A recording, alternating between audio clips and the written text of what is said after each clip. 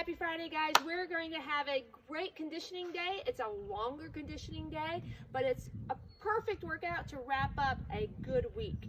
It's going to be 4-minute AMRAPs. You're going to do 4 of them, okay? And there's going to be a 2-minute rest in between. Each 4-minute AMRAP only has 2 exercises.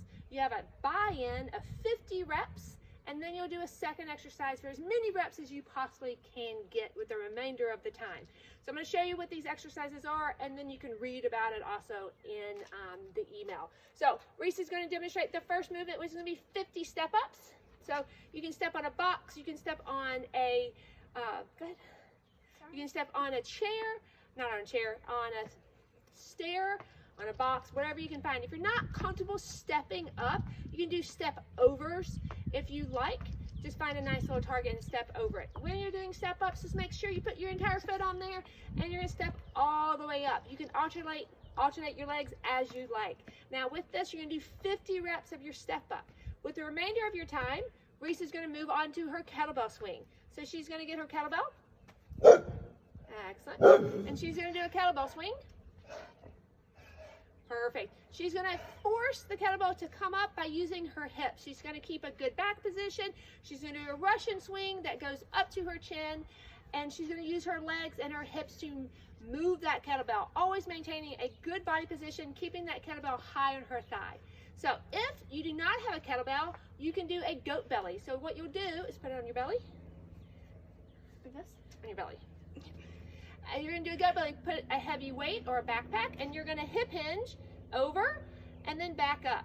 Can you rotate for me? You're going to hip hinge over and then back up. You're going to do as many of those as possible, really focusing on keeping this good neutral back, and as you move, using the glutes and the hips to force your back up, okay? So that is our goat belly if you do not have a kettlebell for your kettlebell swing. Okay, so you're going to do that for 4 minutes, and then you're going to take a 2-minute rest. Our next exercise is going to be our jumping jack. So Reese is going to demonstrate a jumping jack. You're going to do 50 jumping jacks. If you're not comfortable jumping, Reese is going to show you the modified jumping jack. There you go. You're going to step to the side. Make sure you swing your arms all the way up and touch those fingertips. You have 50 of those.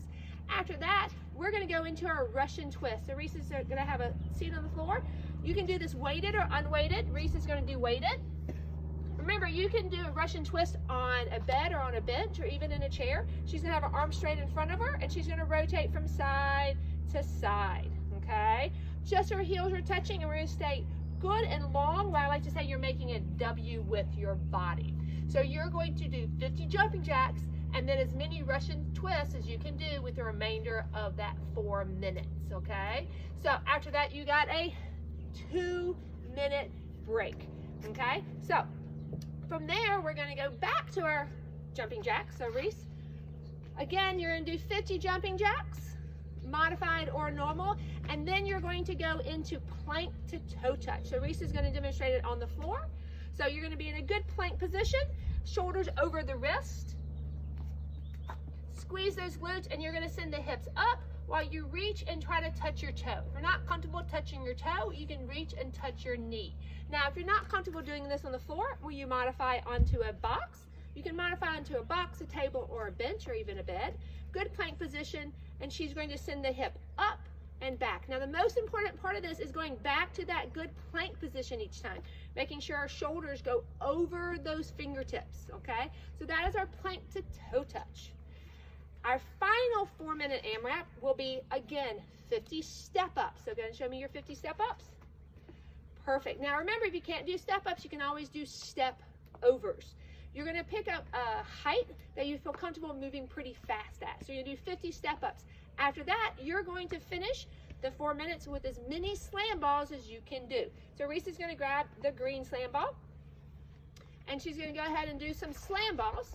On the slam balls, remember, you're going to reach up and over your head, slam and catch, always keeping your head above your hips, catching with that good flat back and a good active core. Now, if you do not have a slam ball, you can do rotating. If you have a wall ball instead, rotating slam balls to each side, okay? Perfect. So you're going to do as many of those as you can with the finish of those 4 minutes. Okay, perfect. Okay, so Remember, we're gonna do 4-minute AMRAPs. The first 4-minute AMRAP is step ups to kettlebell swings. Then you're gonna rest for 2 minutes. Then your next 4-minute AMRAP is gonna be jumping jacks into Russian twist.